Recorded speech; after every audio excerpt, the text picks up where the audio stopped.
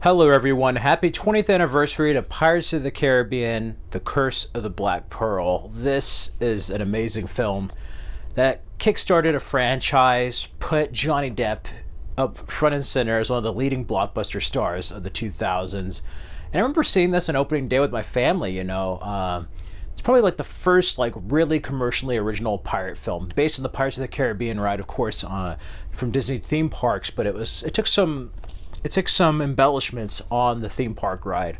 And before this, I remember seeing footage from Waterworld, Cutthroat Island. Those films didn't really do that well at the box office. Pirate films really didn't break ground the way that Pirates of the Caribbean did. You had other pirate films with fairy tales, whether it be Hook, Peter Pan, Princess Bride, and then you had other films with Tommy Lee Jones, Nate and Hayes as an early Pirates film. Swashbuckling adventure. This movie came along and people weren't sure what to think of it. The trailers looked serious. It was almost like a horror movie seeing the teaser trailer for it. And then Johnny Depp. And I was a fan of Johnny Depp along with my brother. We were fans of Johnny Depp before Pirates of the Caribbean. Ever since Cry Baby, The Ninth Gate we saw the year before Pirates of the Caribbean, Fear and Loathing in Las Vegas, Edward Scissorhands. And he was also on 21 Jump Street. But here, he just leveled up into a whole new territory here with Jack Sparrow. There's a reason why he had that Golden Globe nomination. There's a reason why he won. I mean, it even qualified for an Oscar. That's how good this was. And I remember seeing it on July 9th. It was my nephew, I think he was little, my brother, father, mother, and I. And it just took us by storm. It was a lot more comedic than we thought it was going to be, but in a good way. Jack Sparrow, we weren't expecting such an eccentric character with Johnny Depp playing, but ever since he was introduced, you thought he was in a big pirate ship and he's on that rinky-dink boat and it's leaking, all the way to the beginning. Him meeting Elizabeth Swann. You have Keira Knightley here. I think this is one of the first movies I saw Keira Knightley in, probably right after Bend It Like Beckham. And then you have Orlando Bloom as Will Turner, Keira Knightley's Elizabeth Swann. You have Will Turner, Orlando Bloom, right after Lord of the Rings. I think Return of the King was just about to come out. And then, of course, Geoffrey Rush as the villain Barbossa. Geoffrey Rush is great in this, just as good as Johnny Depp. He's underrated. And I love him as an actor. I've been a fan of his since he was Casanova Frankenstein and Mystery Man, and he's been in a lot more other serious movies. Gore Verbinski directed this, and the screenplay was done by Ted Elliott and Terry Rossio. And, there's 4 other writers, too, for the story, and I think, if I'm not mistaken, they're involved with the first Shrek, Mask of Zords. It always had that swashbuckling feel that, Three Musketeers Disney had. Something about this movie always reminded me of that. The opening of what we see with the Black Pearl, the backstory of Will Turner's father, and then seeing the introduction of Jack Sparrow, introduction of Will Turner, Elizabeth Swann, and then these cursed people of the Black Pearl, which we find out was Jack Sparrow's ship.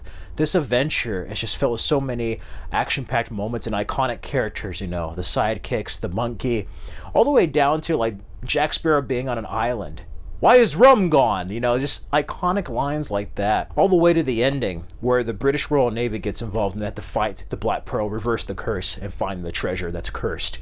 And, oh man, this is just a good old-fashioned adventure. And even though you did have supernatural elements, you didn't have the crazy sea creatures fantasy that you did in Dead Man's Chest, World's End, Stranger Tides, or Dead Men Tell No Tales. Out of the films, this is my absolute favorite. I actually really enjoy the 5th film a lot more than other people. The 2nd film, I think, is underrated. I've always loved Dead Man's Chest. It's a long movie.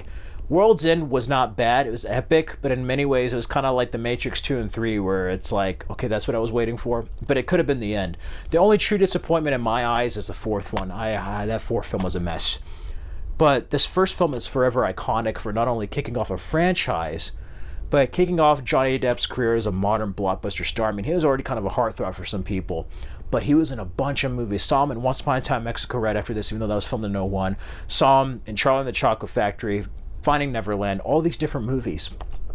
It created him as this star of the 2000s. For people who grew up, teenagers, people who are in middle school and high school watching these films, they know how significant they were and how entertaining they were.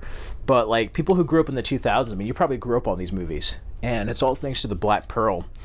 And it broke conventions. I think this, along with Lord of the Rings, started what we know as the modern franchise of Hollywood.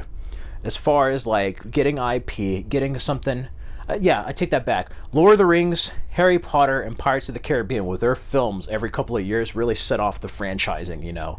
That's where the middle class of films started kind of dwindling in Hollywood.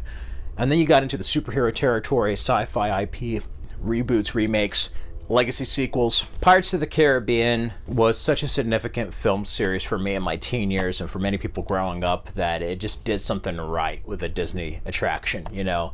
Doesn't look anything like the Pirates of the Caribbean, you know, in the theme park. No, but Disney was able to make something original out of this, and it was PG-13. That's another thing that was kind of edgy for the live-action films before they did that in Star Wars and Tron.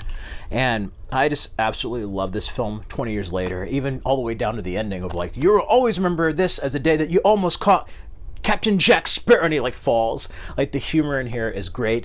One of the earliest franchise films to have after credit scenes, you know, with the monkey and the cursed skulls. So it shows you with Barbossa and then how he's brought back a dead man's chest. Did they go a little bit crazy with it? Yes. Did they bring back Barbossa like Agent Smith? Yes.